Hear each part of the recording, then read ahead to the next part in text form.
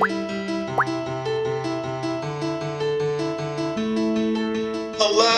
how are you? Hi, I'm Albert. How are you guys today? Good. What do you guys like to study in school? Science. Technology science. Well, me too. So I get to work with 3D printers almost every day now. Have you guys seen a 3D printer before? Yes, I did. No? They're really cool. You're gonna want to see one. What have you guys seen printed before? A model, like a little model submarine. I saw a model of a bracelet. If you could take whatever's in your imagination and hit print, what would you want to print? Something that could take people to another galaxy and discover new planets. Ooh. Make this suit so you can do like whatever you want. Like if you want food right away, you just press a button and it just comes up. I would actual lightsaber. Whoa. So that's what's really exciting about 3D printing is that you can take whatever's in your imagination, and if you can draw it on a computer, you can hit print, which is a lot of fun. And so that's what my friends and I did, and we made this bionic arm for young Alex. He's in first grade right now, and he really loves Iron Man and Transformers and different superheroes. And what we found is there's a lot of kids like Alex who are born with what we call a lucky fin, right? You guys have seen Finding Nemo? Yes. Yeah. And so our job is to study really hard in school. And if you do that, then you can use science to help people. So can you see my arm? Okay, so these little stickers here, they hook up to what looks like a headphone piece, just like for a cell phone. And they read your muscles. So when you flex your muscles, they generate a voltage, just like a battery. That is really cool, right? So we can identify that. And then we have our core piece here with a little bit of electronics and the hand and some special fingertip grips to make it a little bit stronger. And then we make some really nice arms. So this is the outside of the arm. That would be for the elbow. And you can see the elbow bends now. And we made it look really cool on the sides. And then the arm can just, slide right in just like that. And slide out. So you can change these out. So if one day you want to feel like a transformer, you can feel like a transformer. If you want to feel like Iron Man, you can feel like Iron Man. And so that's how we're going to help people. Hi, Mr. Manero. My name is Jack. My teacher told us about a story about what you did for Alex Pring. The story was inspirational. When you first went to college, was it your plan to engineer prosthetic arms? It was not. So I actually really like to design airplanes. Do you guys like airplanes? Yes. Me too. Do you guys like spaceships? Yes. Me too. So I went for school to help learn how to design space planes so that we can go to the moon or just go to space and see all the cool things that are in space. And then I found that there was someone in need. And so as our job as students or as scientists or engineers or whoever is to be able to help the people around you.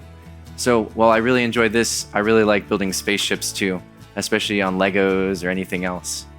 What advice can you give me if I want to someday get a job as an engineer? Keep your imagination and always keep dreaming. So it's really easy to get lost in the math, right? And just doing the math problems. But if you remember that the science can actually help people, it'll help a lot. And just keep studying hard because it's science and math, it can be tough. My question is, how are you planning to supply arms to kids around the world?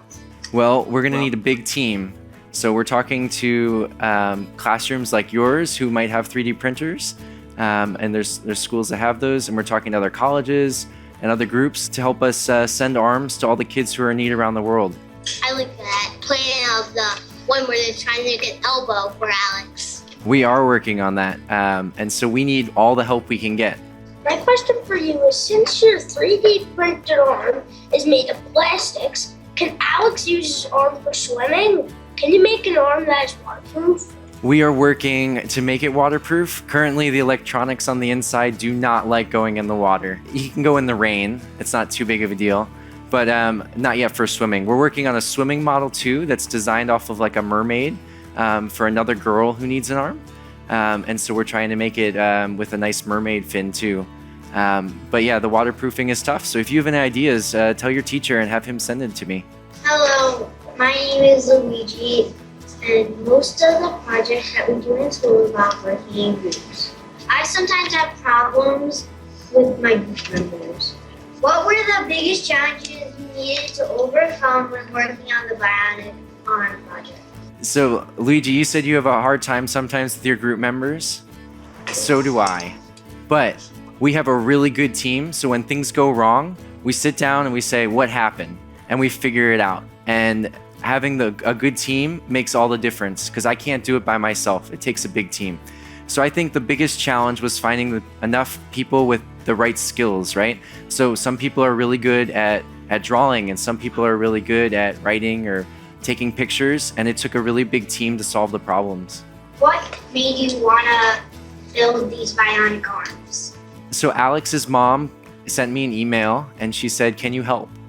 And I got to meet Alex and I wanted to be able to use science to help him. So when you see someone in need, it's our job to help people. And so that was just really easy for our team that we had to do it. So I hope that kind of encourages all of you. If you see people in need, it's our job to help.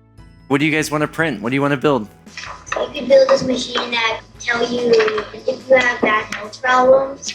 You could ask that machine what's wrong and it could sense your body and tell you what is wrong and what medicine you need to take to solve that problem. I wanted to make this thing so if you were playing sports like a soccer game, there would be a special camera on the top of the stadium that would be creating not a real ball, but an animated ball, and you'd move it, and then once it goes in, it would just shut off and it'd put it right back into the middle.